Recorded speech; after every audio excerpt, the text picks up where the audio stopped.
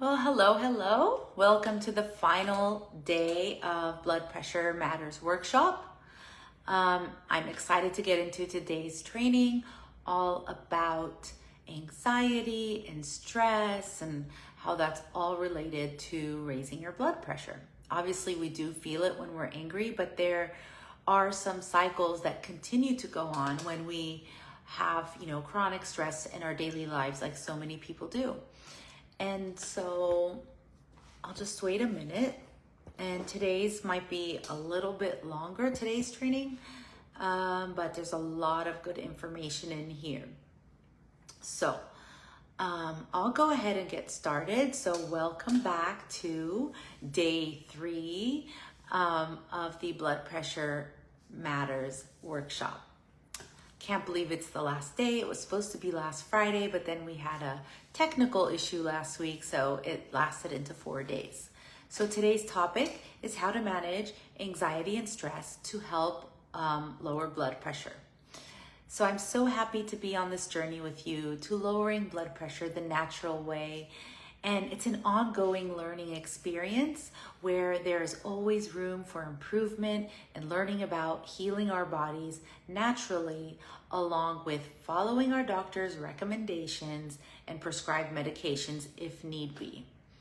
So let's get started with anxiety and blood pressure.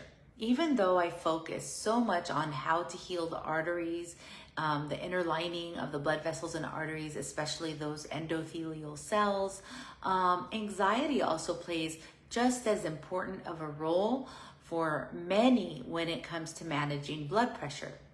So in this lesson, I'll be covering what stress and anxiety are, and 2, a breathing strategy, a breathing practice that you can add to your toolbox when you are feeling the anxiety coming on.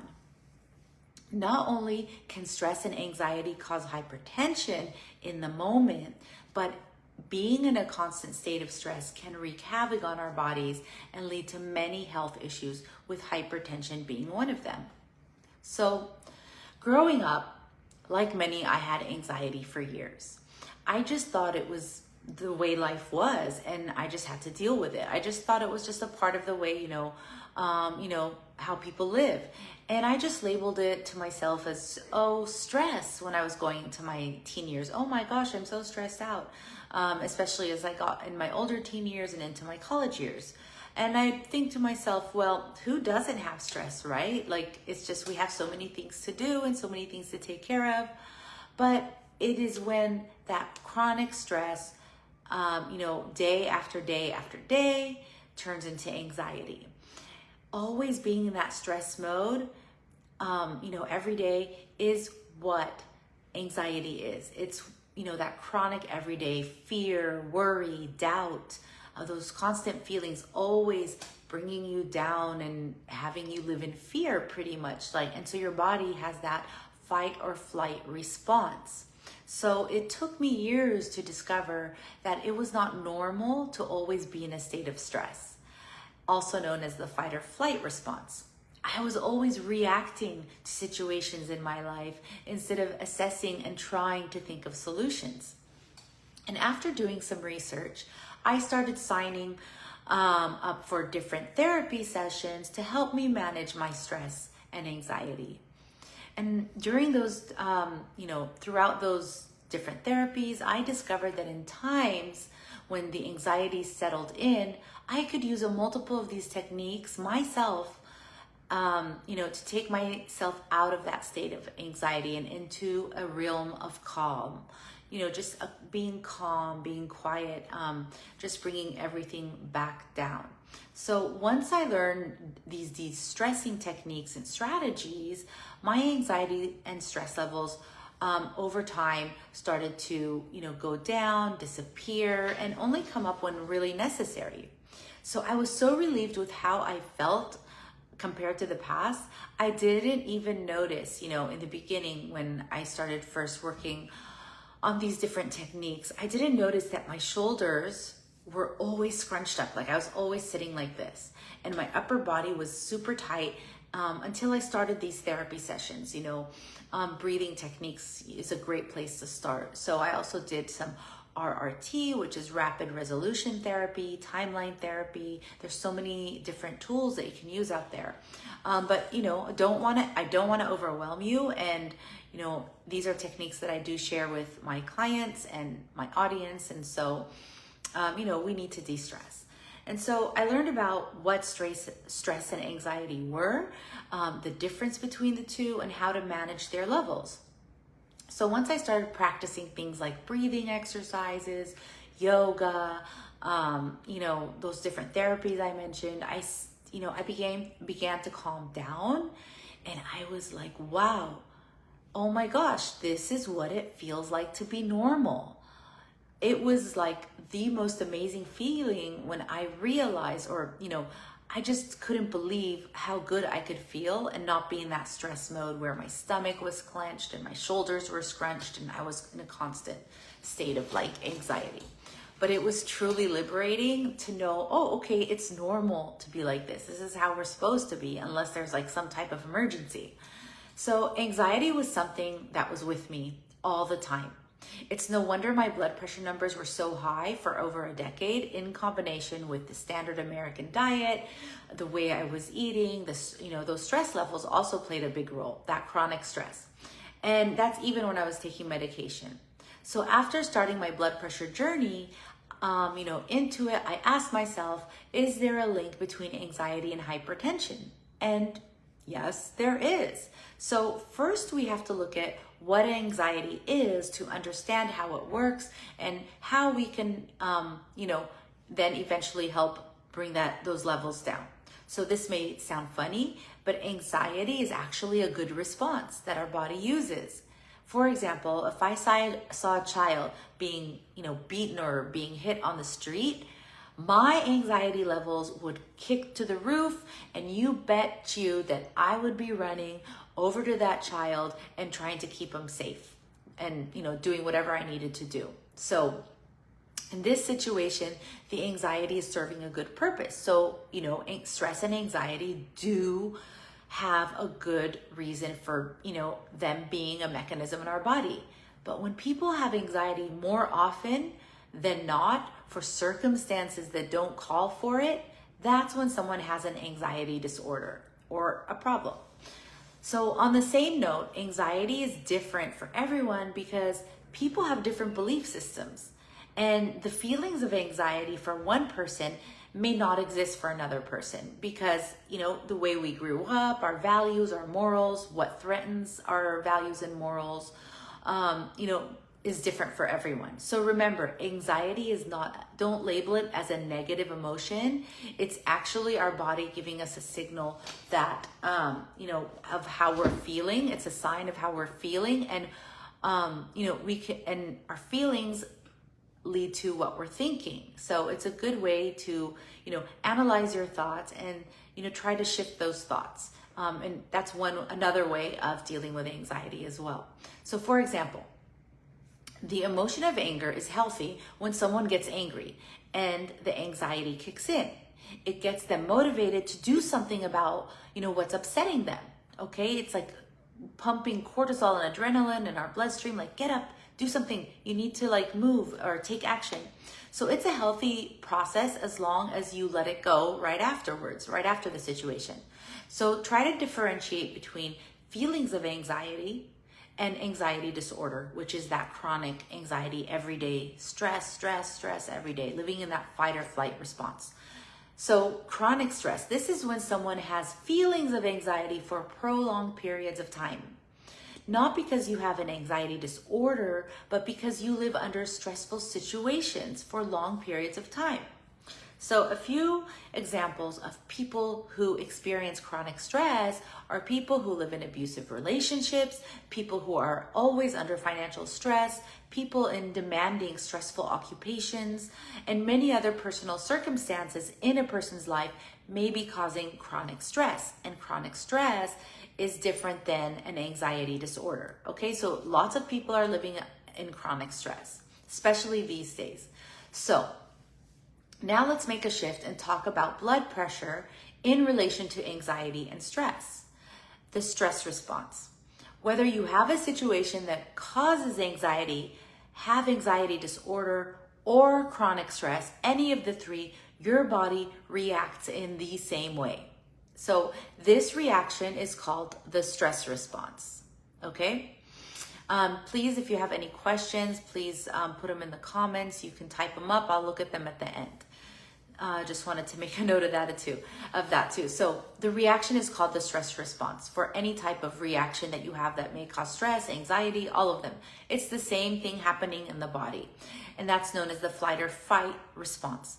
It's a natural physiological response that activates our sympathetic nervous system that was used to protect us in ancient times when our life was threatened by a bear, by a lion, or some type of animal that is threatening our lives. So we would go into that fight or flight mode. Either we need to fight that bear off, or we need to just run and use our energy to run. So these days, we are not threatened by animals, but okay, cut out for a second. Let's continue. So the sympathetic nervous system is still activated when you perceive something as being a threat, when it's not really threatening you. For example, like getting to work late and having those thoughts of having your boss fire you. Just those thoughts alone are going to create feelings of fear and fear and anxiety, and that's going to trigger the sympathetic nervous system to turn on automatically, and then you're going to be in that flight or fight response. That's going to raise blood pressure, as you'll see, because certain hormones are released when stuff like this happens. Your body's physiological response to the situation, it'll respond like you're being attacked by a bear. Okay, it cannot tell if the threat is perceived or not. It's just a threat because of those specific hormones being released in the body. So just the thought alone will trigger a stress response. Just by sitting there thinking of something that upsets you or stresses you out, like your boss firing you, like getting in an argument with your spouse, old trauma from childhood, let's say, all these things are going to trigger that flight or flight response. So when we feel threatened and get anxiety, our body releases two hormones. They're adrenaline and cortisol. So you're probably familiar with the signs that adrenaline has kicked in. And these are things like your breath rate increases, heart rate increases. Your body also directs blood away from your internal organs and muscles, more out towards your skin, thus causing blood pressure to go up, okay? All of this is causing blood pressure to go up. This rise in blood pressure is temporary, and it goes away after a stressful situation and has been taken care of as life goes on. Okay, that's how it's supposed to work. Your blood pressure is supposed to go up. So what I'm saying is like cortisol and adrenaline released, and your body wants to get all that blood out to the extremities so your feet can run, so you can fight off an animal or whatever it may be. So there's a reason why your blood pressure goes up. It's pushing all the blood outwards throughout your body as quickly as possible. The second hormone released is cortisol. This is the stress hormone that doesn't have obvious signs like adrenaline. But understanding how it works will help you understand how blood pressure can develop over time under chronic stress and anxiety situations. So cortisol affects blood pressure in a less obvious way than adrenaline, and it has to do with what we eat and why we eat comfort foods. As I mentioned earlier and in the Facebook Live trainings, our blood pressure goes up when we eat the wrong foods that damage our endothelial cells. And just as a reminder, nutrition affects blood pressure in general, right? As you've learned in day 1 and day 2. And the amount of dissolved fat in our bloodstream thrashes our endothelial cells, causing them to stop producing nitric oxide, okay? I'm going somewhere with this when it comes to stress. So food and stress do intersect. Lack of nitric oxide leads to high blood pressure and heart disease. So this is something of concern for people with bad diets, but also important for people with anxiety and stress disorders. As I shared, cortisol's effect on blood pressure, you may begin to, as I mentioned them, the effects of cortisol, you may begin to notice them and become more aware of them, which is key in the first steps of, healing. When the stress response is triggered, cortisol is released and changes the way our body uses energy. It also changes the kind of energy our body demands. And cravings, as we know them, start to kick in to get that instant energy. When we do get cravings, it's usually because our body is demanding certain nutrients found in the food we are craving. Cortisol makes us crave energy-rich foods that are high in fats and sugars, which in return elevate blood pressure. So stress eating is just an adaptation of our bodies to get prepared for the worst. It's meant for the fats and sugars to be used for running from or fighting from, that animal that's chasing us. These days, we're not doing that, but maybe stress from our job, our spouse, our living situation, our finances. Our bodies do not use the fats and sugars, and so they are then stored into our body as fat. Fats end up continuously being in our bloodstream and start thrashing in our endothelial cells, and you know where that goes, right? They can't produce nitric oxide anymore, which then causes high blood pressure. So you can see how high blood pressure, like all other chronic conditions, are multifactorial. If you have chronic stress, always dealing with anxiety and anxiety disorder, you are always releasing cortisol. And this in turn, turns into this vicious cycle. Over time, the stress response leads to damaging blood vessel walls with high fat content in the bloodstream and making the heart work harder to push blood through the arteries. This causes blood pressure to go up, which then causes anxiety and the release of cortisol. Then the cravings kick in, and then you start eating those energy-rich foods that are high in fats and sugars, and the cycle goes on, your blood pressure goes up, and it goes on and on. So as you can see, it's a vicious cycle, and it's not your fault. Life is not easy. And we need to seek out ways to manage our stress and anxiety. So what can we do to break this vicious cycle and manage our anxiety? We can do so by practicing a breathing technique. This is just one way that you can, manage in the moment when you have that stress or anxiety, like you feel it and you feel those thoughts of anger and fear, and then your body goes into this cascade of different, physiological, effects, and, I just explained what happens. So what we can do is we can do, for example, a breathing technique that targets the triggering of the parasympathetic system, opposite of the sympathetic system, that turns off that stress response. This is one of my favorite breathing techniques, and it's the diaphragmic breathing technique, also known as soft belly breathing, which I'm going to show you right now. So I'm not sure if many of you are familiar with the diaphragm. It runs right under our heart, and it's right here, okay? The diaphragm is shaped like a parachute here, okay? And the diaphragm is a breathing muscle below the heart. So when you breathe in an ideal world, how we're supposed to breathe, your belly rises. And when the belly rises, the diaphragm contracts and moves down, creating space to be able to fill the lungs with oxygen. When you exhale, the belly contracts and the diaphragm comes back up. So that's in an ideal world how we should be breathing, but I'm going to teach you this technique, and it's something you can practice.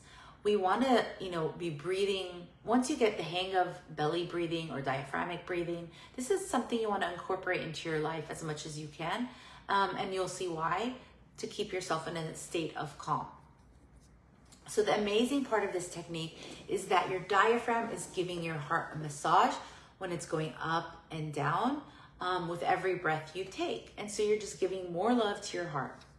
Another important fact is to take note of is that there is a nerve that runs down the two sides of the diaphragm right here. Okay, so the diaphragm is here. They run down the side of the diaphragm, and these nerves, when triggered, they activate the parasympathetic nervous system. When the parasympathetic nervous system is activated, it has benefits such as bringing our pulse rate to a resting heart rate makes us feel more relaxed and pulls us out of the stress response. And it automatically brings us into a rest and digest mode. And so our bodies are relaxed, our blood pressure goes down. And you can do this before you take your blood pressure, for example, what I'm gonna show you now, and then wait 5 minutes and just sit in, peace and quiet, and then take your blood pressure at that resting heart rate. And lots of times you will notice a difference.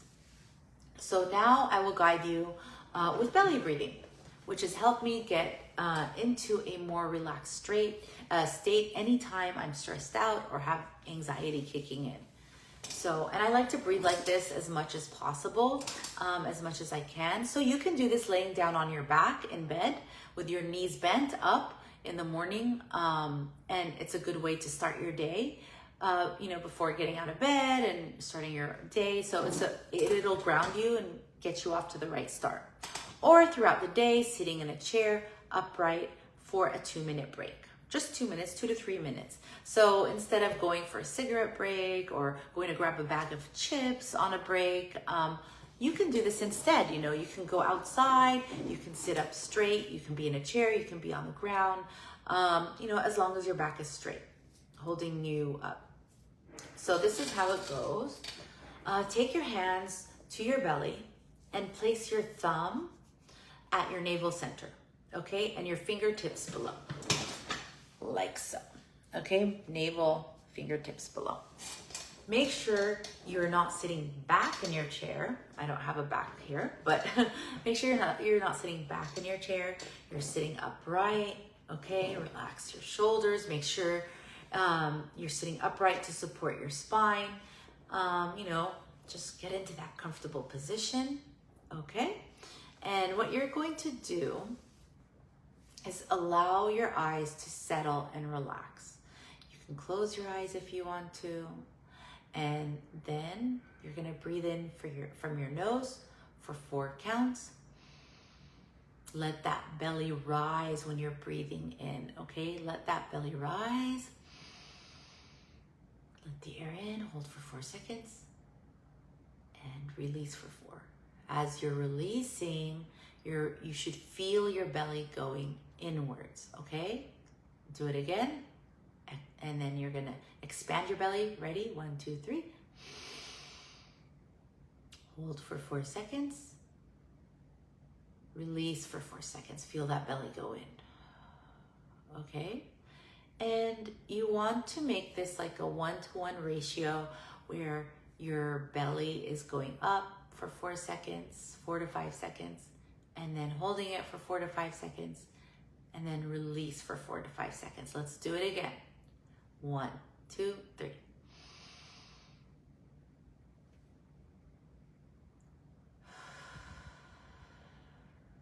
Again.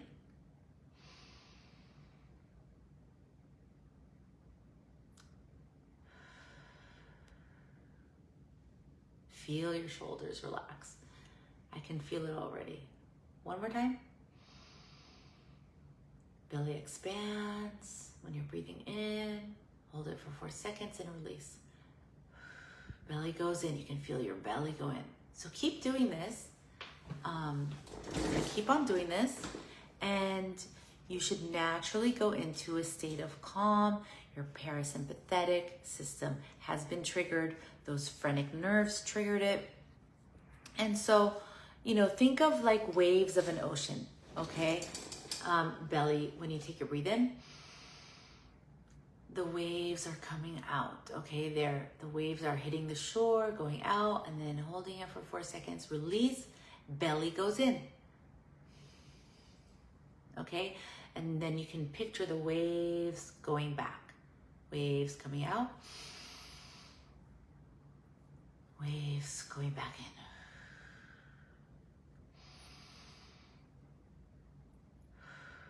Okay, so it's kind of like just this peaceful, rhythmic movement, just like the waves crashing on the sand and going back in towards the ocean. And that's what's happening. It's a cycle. And you can repeat this cycle for 4 to 5 minutes. Get up, refreshed, relaxed, have a sip of water. So remember, you expand on the inhale and contract on the exhale, okay? Imagine the waves on a beach, like I said. On the inhale, the belly expands and the wave rises. And on the exhale, the belly contracts. The wave returns to the ocean. So for those of you who are getting no movement in your belly, you don't feel it expanding and contracting and expanding and contracting, the next time you exhale, I'd like you to press your fingertips gently into your belly so you can feel it. Maybe it's a more subtle movement in the beginning because it takes practice to get those muscles moving. We're not usually always using those muscles when we're breathing. We're usually breathing from the chest, shallow breathing, like that. So yeah, we really need to get into this belly breathing to calm our bodies. All right? So it's very rhythmic, like I said, and do this for 3 to 4 minutes. And once you get used to this way of breathing, you want to practice this way of breathing all the time. Like, I'll do it while I'm doing the dishes, or if I'm sitting in a chair, or eventually, like, I just want to breathe like this all the time, just to always be in that peaceful state.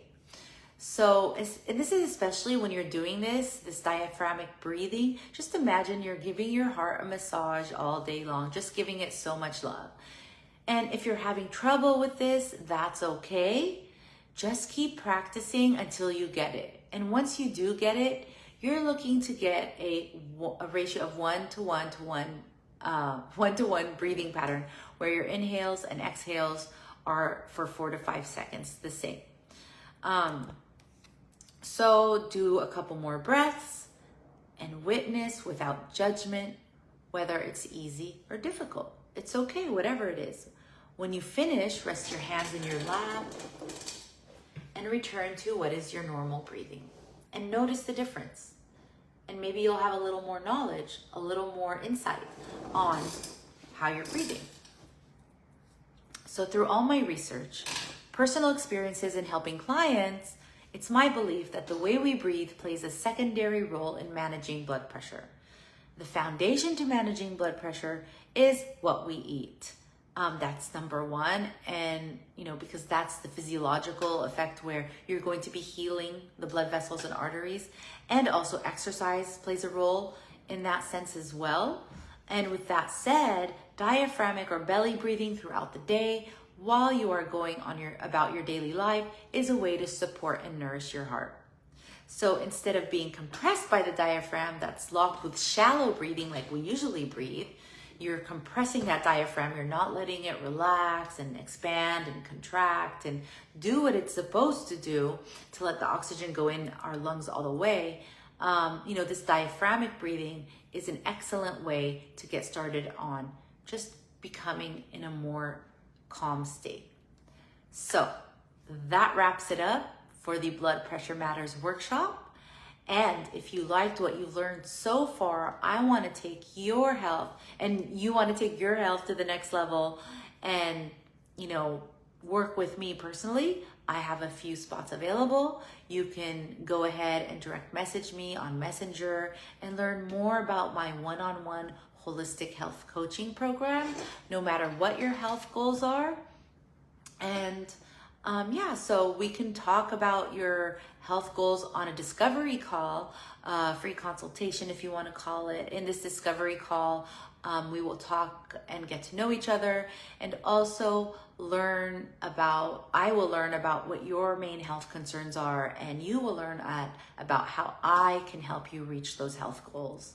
So, you'll learn things like in my program, in my one-on-one coaching program, I'll take a deeper dive on how you can create a life that you will love living because of the results you'll get. You'll learn how to create sustainable change that works through lessons that I will go over with you in the coaching program as well. In our one-on-one sessions, I'll give you, little assignments with each session where you can work on until we meet again. And then, from there, go on to the next step. You'll learn the ability to investigate and determine your blood pressure baseline numbers giving you a clear starting point to work from.